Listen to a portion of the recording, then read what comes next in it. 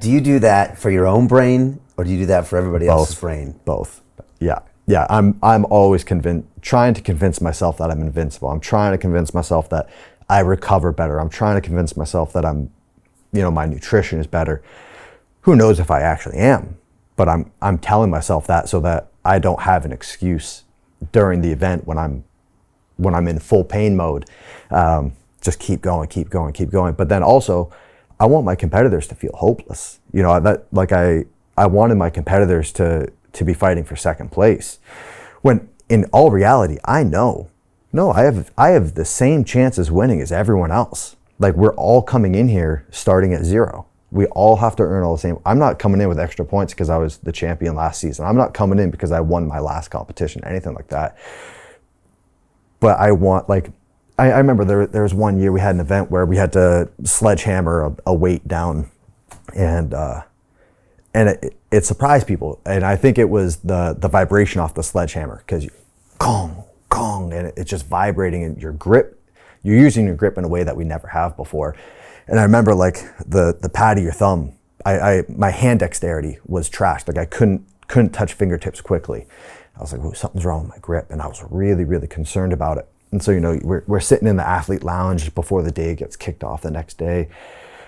And one of my buddies walks in, who's a competitor, and he just, "Hey boys, anyone's hands fucked up?" And everyone's like, "Oh, thank God, my hands, I can't squeeze, I lost my grip." And I was like, "What are you guys talking about? My grip's fine. Why is your grip?" And who knows, maybe they just heard that comment and just brushed it off and didn't give it a second thought.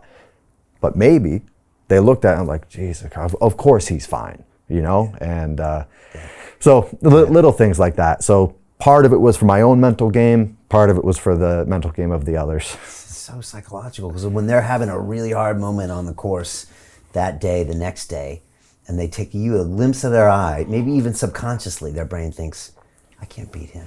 He's not having any problems with his grip. Look at his grip. Look, he's holding things better than I am." Yeah, and then, then they beat themselves. Yeah, and how you pace workouts as well. Depending on your lane assignments, how you're ranked in the competition, that determines who you're next to. And so, I'm usually very good at pacing workouts, but if I saw someone else going out hot, or if they made a little comment to me before the event, or if I knew that, "Hey, I know you're better at this event than me, well, let me try to throw you off your game. I'm just going to go out super hot. I'm going to go out super, super fast." And knowing that, yeah, it may be bad for me, but it's going to be worse for you if you try to keep up. So, there's a couple instances of events like that. And some of them I've talked about and joked about, and others, I just kept quiet. And in the grand scheme, I don't know. I don't know if any of them worked. I don't know if they actually had an effect or not, but I think they did. Yeah, well, you won, so that's all that matters. Yeah. And again, if they had an effect on you, then, that could have given you the edge to win.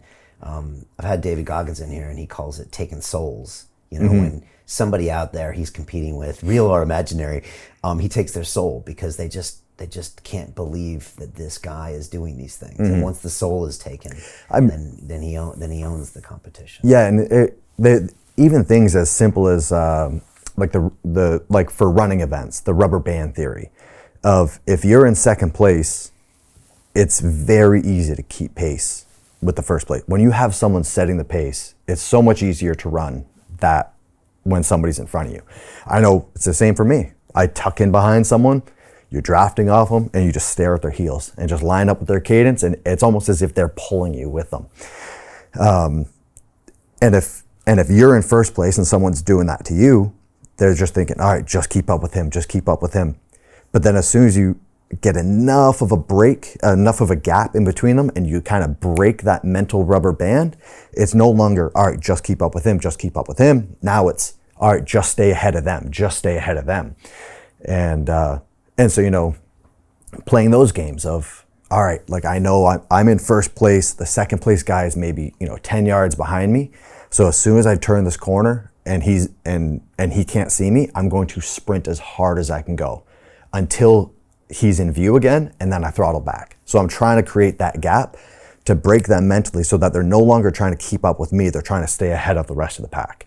Little things like that. And who knows, like I didn't run the scenario both ways. And so who knows if it actually worked. I don't have the control to compare it against, but it seemed, I don't think it's a coincidence when it did happen. Right. I heard you mention like, I've got horse lungs. I heard you mention some things that sound like self-talk. Do you have self-talk or affirmations or things that run through your mind, either pre-programmed or things you do either when you're in training or during competition? Oh, positive and negative. Yeah. Okay. Yeah. Like when I was doing like, pure cardio work, whether it was on a fan bike, rower, whatever machine it was where I'm stationary, I would try to always set it up in front of the mirror so that either if I was slacking, I could see myself and I could see myself not working as hard as I was capable of. And so then, it's like, come on, pick it up. You're capable of more. You look pathetic right now. Or it's the extreme opposite of like trying to be your own inspiration. And if you can do that, you're idealizing your past experiences, remembering them in a better light so that you're convincing yourself that you're always capable of more. You're always chasing that performance from prior, even if it is a little bit inflated or a little whatever, but always trying to push yourself to that next limit. But yeah, I'd say the biggest thing that kind of ran through my head, and it wasn't like one specific saying, but knowing that this is going to end, whether it's this singular workout, this singular movement, or this singular competition, whatever it is, it's going to end.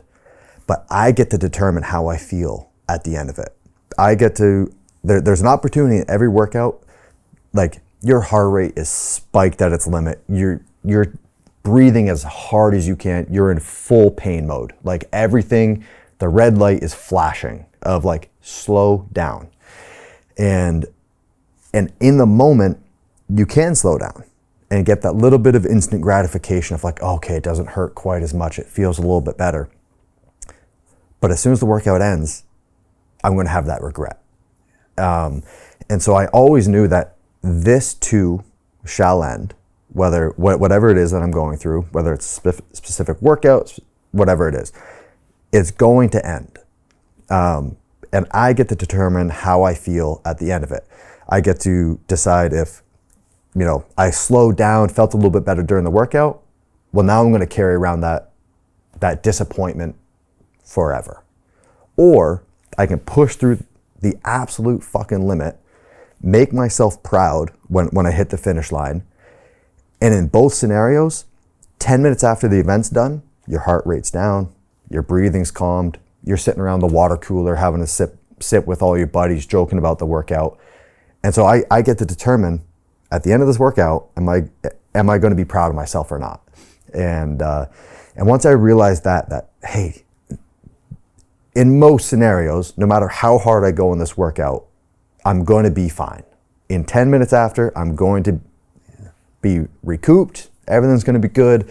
Obviously there's the extreme scenarios where, you get injured or something like that. But so it was just a constant daily, multiple times a day of make yourself proud, give your full effort today, so that I sleep well tonight. And then I'm proud of what I did. And I found that if I'm proud of the effort I put in, the results are kind of secondary.